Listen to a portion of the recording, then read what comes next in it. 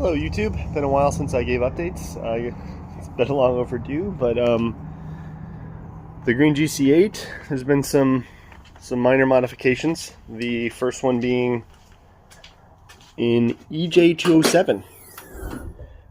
So this is a version 8 EJ207.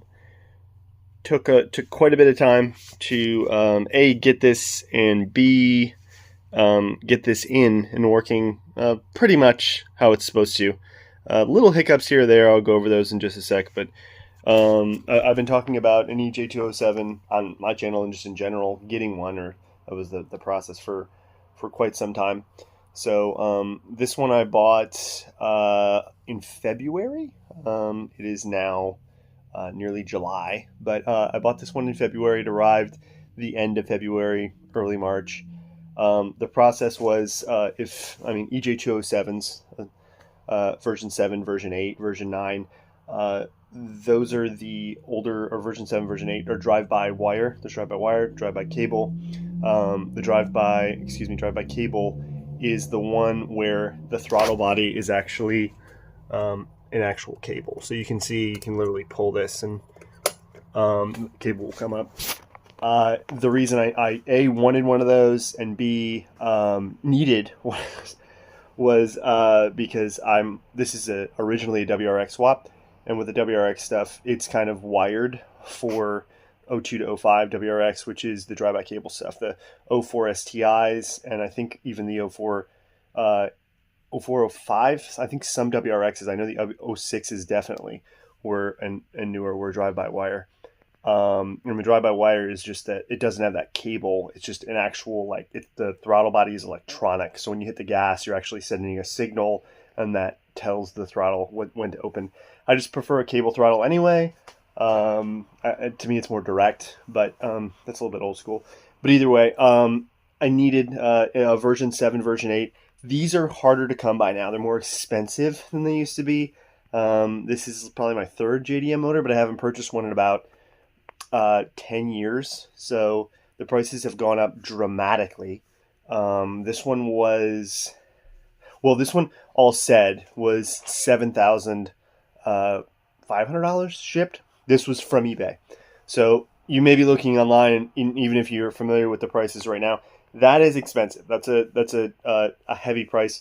You normally get them for like 5,500 around there shipped. But this one came with the 6-speed, so I couldn't really complain. I already have a 6-speed in the car. That's a spare 6-speed, the same 6-speed that I actually have. I already had a version 8 6-speed in the car, so it came with a 6-speed, so it was actually cheaper than most.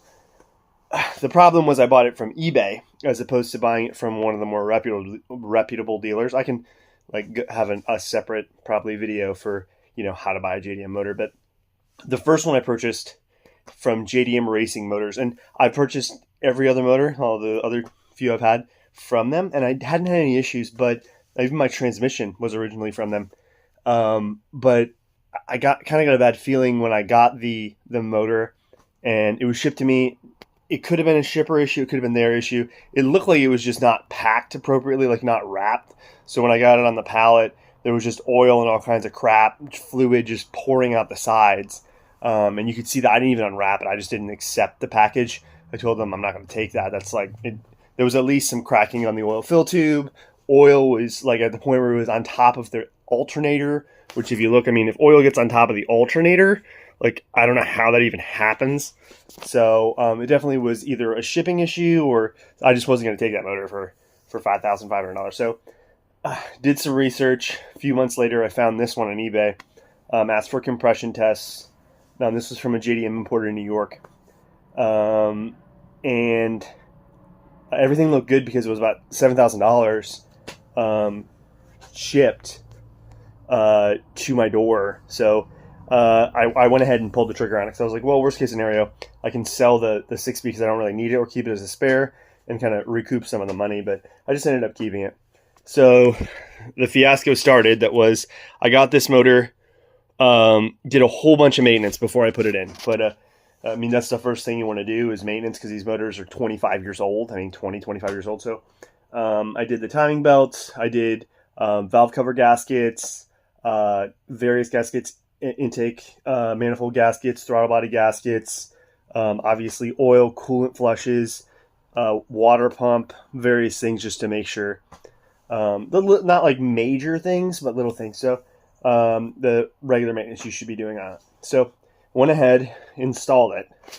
After I installed it, it started to show some signs of a head gasket failure, which was, in my coolant reservoir tank, there was just bubbling. Every time I turned it off, it would bubble very badly. The air fuel ratio, the air correction at idle was it was surging up and down. A lot of smoke out the back. So I didn't actually drive the car. I drove it maybe like 10, 15 miles. So I was kind of getting it tuned. So I said, fuck it, let's pull it out. Pulled it out, replaced the head gaskets, and that was a nightmare of an install because there was just a few things that went wrong with that. I had a cam that was the valve lash wasn't right, so I corrected valve lash, and in so doing, like the cam got super tight, so I had to kind of fix that. The cam was just, it would turn, but it was an exhaust cam. It would turn, but it would turn very, very, it was difficult to turn.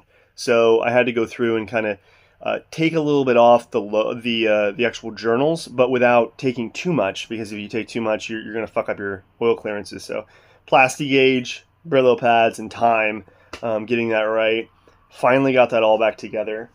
And in doing that process too, which you should do, is ARP head studs. I did head studs as well, as opposed to head bolts. Head studs are just stronger. They'll keep the block together a little bit better, just so I can run higher boost, because I will be probably in the future. And then put the motor in, and now we're where it sits now. So that was about a month ago. And since then I've been tuning it. And I'm not tuning it myself. It's being tuned by an e-tuner, someone that you send data logs, they send you a map, and you kind of go from there. But the modifications done and the horsepower, we can go over that. Modifications, it's kind of the same as my O2 WRX, or the WRX motor that I had that is now out. A few minor upgrades, just things that prepare me for bigger stuff in the future, but obviously front mount. The front mount, just a short ram, and then we did speed density. So the MAF is plugged in, but it's not doing anything. The IAT, the intake air temperature sensor, 4-bar map sensors to run on speed density. The way speed density works is, instead of, if you're not familiar, the MAF airflow sensor will take in air and tell you how much air is flowing into the actual motor based off how much air is sucked in. MAP, or speed density based stuff, will basically calculate how much air is coming in based off the temperature and the pressure of the air. So it's a little bit better in terms of it, because the air temperature sensor is actually in the MAF for MAF setups. So you're saying how hot the air is here, when actually, even if you're turbocharged or if you're, a top mount intercooler, the air is actually a different temperature by the time it hits the throttle body. So you want to take the air temperature here as opposed to here. And it allows you to do different things. Speed density, you can run a vent to atmosphere blow-off valve. I'm not, but you could if you wanted to, because the air is going back in the intake track, and you're not affecting the air that's been past these two sensors. So that's one way to do it. But either way, I'm running speed density just to set that up. IAG air oil separator, and that's not really a performance mod per se, it's just kind of a maintenance or longevity mod.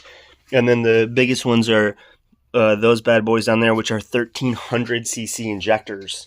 1300cc injectors, because the plan was to eventually run a bigger turbo. Right now I'm running the stock VF37. So VF37 is a twin scroll turbo. So the reason I show the header is because the header is an equal length header stock, because it's twin scroll.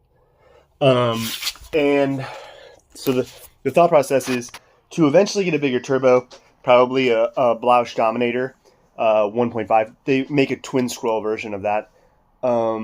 And the thinking behind right now just keeping the stock turbo, though, was we wanted to make sure the motor ran good before I just start pouring even more money into it.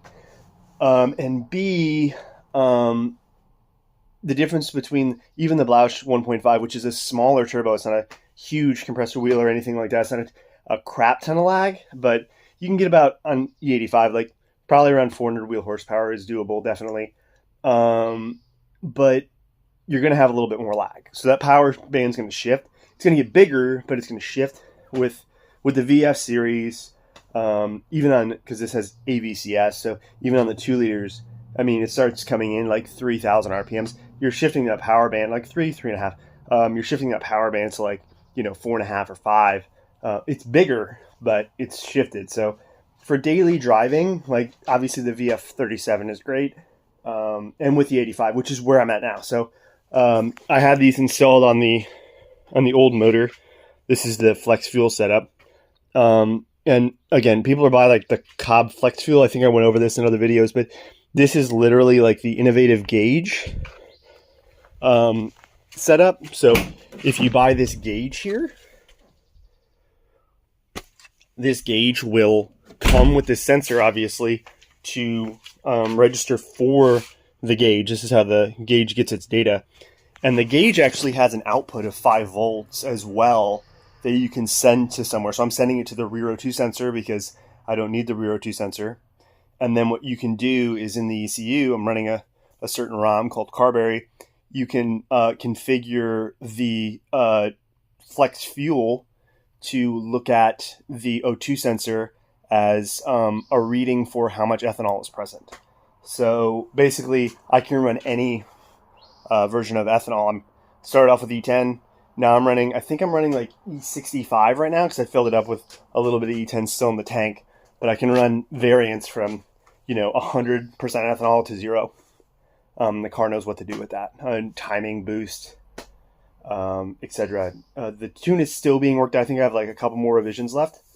The issues that we're having right now with the tune, not necessarily tune based. I mean, I don't think it's tune based. Is that there's a slight, with the 85 it got much better, but there's a slight hiccup at about 2.5 RPMs. Like I feel like almost like a shake or a hesitation. And that full boost is great though. Like I can floor it and it goes like to the moon. It's great. But just a little hiccup. And when you spend this kind of money on stuff, you want perfection. Like you're not like, hey, it's okay if it just like, hiccups every now and then. Like you want it perfect. So, still working on that. I've done a bunch of stuff, like replaced a lot of different things. So, I mean, with the head gasket install, I told you I got this for about $7,000 with the engine, which is a good deal.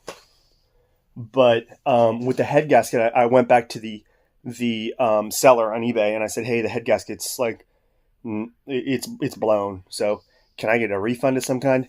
And they ended up giving me about, I think, $1,100 or $1,200. So obviously a head gasket doesn't cost that much. I'm doing the work myself. So I was able to, with that money, buy the head gasket, buy a whole bunch of other parts, like supporting stuff, like how about a Koyo radiator as well. Little things here or there. But it's still, I mean, for all the stuff that I've bought for this hiccup that I'm trying to fix, new coil packs, which are like 150 a piece, various gaskets, sensors, O2 sensors, various stuff, just crazy stuff. Just been throwing money at it because it's not showing me a code, so I don't have anything really to go on. Spark plugs, obviously, various stuff. Yeah, it's gotten up there in price. So I'd say right now I have probably around 8,000 in to this, but again, I have a spare motor, so it's not like too much. But either way, it's getting up in price. But the feel from this to this is something that's just, you can't really describe it. This thing revs up to 8,000 RPMs. This is 7. That alone is like that. It has that ability stock. Should tell you a little bit more about the motor. You can rev out these motors probably to 8, and even the EJ207s to 8, but they're not going to produce as much power as this. These have better flowing heads.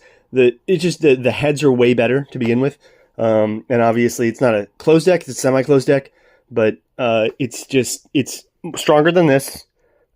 Cylinder walls are as big as this, but it's semi-closed, and just to me, it's a better motor, but it's debatable, I guess. So, as I said, right now running E85 have the E85 jugs over here. So I live not too far away from E85. It's like 20 minutes away. So I'll go fill up the tank, and then this is 11 gallons worth of E85 that I have that I'll shove in. Right now I'm running about, again, still in the process of getting it tuned. So I think right now he has it set to like 20 PSI on 92 octane. I'm in the Seattle area. That's all we can get is 92. So 20 PSI, 92 octane puts me at about close to 300 horsepower and like 280 foot-pounds of torque. And the E85 tune that I did, or I just logged, that's running at about 315 wheel horsepower. But then with the 85, you get a shit ton more torque. So the torque is like 320. So it's like, and that's just getting started. That's the first run I did on E85 to make sure. I'm probably going to change the timing a little bit. Probably the boost. The boost is, I think, is at like 21. Probably turn it up to like 23 or so. Maybe stick around 22, but we'll see. So very pleased with where it's at. But just wanted to give an update. It's been a wild run for the past like 3 or 4 months here, at least. Again, it's still not perfect to me, and I want to get it. I may post videos of it, like driving it. I need to post videos of that, but I just want to get updates on where the car's sitting and where it's at. But otherwise, looks good. The Plasti Dip, I've washed since I actually Plasti Dipped it twice. I kind of feel bad for it. I may just spray it again because it's such a cheap thing to do. I mean, I have extra. I may need one more gallon. It'll cost me like $50, but I haven't really washed or taken care of it at all. So I need to work on that a little bit, but it doesn't look bad by any means. I plastied this, over a year ago, like a year and a half ago. So for what it cost me, which was $200, it came out really well. And then the interior, everything should still be the same. Nothing's really different here. Pleased with where it's at. The only things that I want to do after I'm done with this motor stuff is just minor things. So the carpet is from a WRX, and WRX obviously has 4 doors as opposed to 2. So there are little things here or there that are for like the extra seat belts. So I kind of like fabricated a little bit, made it look good, but there's little spots like here and here that look bad. I mean, the rest of it fits perfectly, but just like when you get in, stuff like that. So buying new carpet for a coupe wouldn't be too big of an investment, like, $200 or $300, and it's really easy to install. It takes like an hour. And then my headliner is jacked up, so I like to get new headliner. The interior looks good. And then the next step, performance-wise, and that was the reason I did all of this radiator, like injectors, E85, bigger fuel pump. I have a 340 EM 340 in the back. The only thing that I would need to do is slap a bigger turbo on if I wanted to do that. So literally not like a bigger turbo, and that's like unbolt it, put the bigger turbo on, and then ask for a tune, and that's it. So the turbo's pretty expensive though. It's like it's like 1,500, I think, close to 2,000. But yeah, I'll wait on that. Make sure that this runs good. Maybe run this into the ground. With the 85, I'm not going to lie, this is a very torquey, torqueier than I thought it was going to be. A torquey tune, torquey setup. This obviously had not no torque, but not as much. I mean, I was running a VF48 on a WRX motor, so the power was probably on 90. I never ran 85, so the power on 92 is probably around 30 or 40 horsepower less than what this was on 92. And the reason being, it doesn't flow as well. The heads aren't, as well. And plus, this has AVCS, so that helps me on the low end a lot. Intake low AVCS. And then I never ran this on 85, but WRX is even if you run them on 85, they'll get close to the torque of this, but it's still going to beat it. Obviously, it's not going to beat the 2.5 liters because those are just more displacement. They're going to have more torque, but this thing has, normally on EJ207s, especially on E85, you're going to run like the same amount of horsepower as torque. It's going to be pretty even. With EJ205s, you're going to be running higher horsepower, lower torque. And then with 2.5s, you're going to be running more torque than you are horsepower. And that's up to around the 400 horsepower range. then you start to just, the torque starts falling off, and then all these have more horsepower and torque. But before that, this is kind of the best of all worlds. It's got not all the torque of the 2.5, but much more than this, and just way higher revving. So it takes a while to get used to knowing when to shift, because I think my red line set at like 8.2. Like you listen for it, and it just seems like it keeps going forever. So it's one of those things that you got to get used to and pick up. But I think I've gotten used to it so far.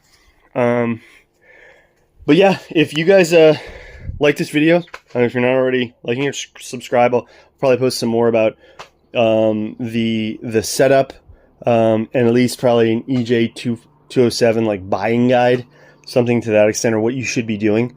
But if anyone has any tips, I'm pretty well versed in Subarus. I've tried pretty much everything to get this little hiccup to go away, but compression's good. It was on cold, it was 120 all around. Leak down was good. The highest one was, I think, 6%. The lowest one was 3%. So leak down was great all around. I've replaced coil packs, brand new OEM, spark plugs with 2-step colder, then 1-step colder, gapped them all to 0.26. Replaced the O2 sensor. Again, I'm on speed density, so the MAF sensor doesn't matter. I could just unplug it, so it's definitely not that. I checked the fuel pressure. Fuel pressure is great. And I checked it to make sure that it wasn't like I left the car, turned it to the on position, checked the fuel pressure, and then left it for like 5 minutes, came back, it was still sitting at the same spot. So I know it's not a leaky injector or something like that. Boost leaked, smoked, tested, seafoamed it, so I could see when you seafoam an engine, it smokes terribly out the back. I want to see if there was any leakage in the up pipe header area. There was not. It's just weird. I don't know what it could be. Maybe it's a tune issue. I'm not sure, but it's just crazy. So I'll keep digging into that. It's nothing like crazy. Like I can't drive the car. I'm driving it every day. Well, not every day, but it's not a daily. But I drive it, probably a few times a week. So anyone has any info on that or any insight, let me know. I've been just racking my brain to try to see what it could be. But I'll post some other videos probably later this week. Thanks.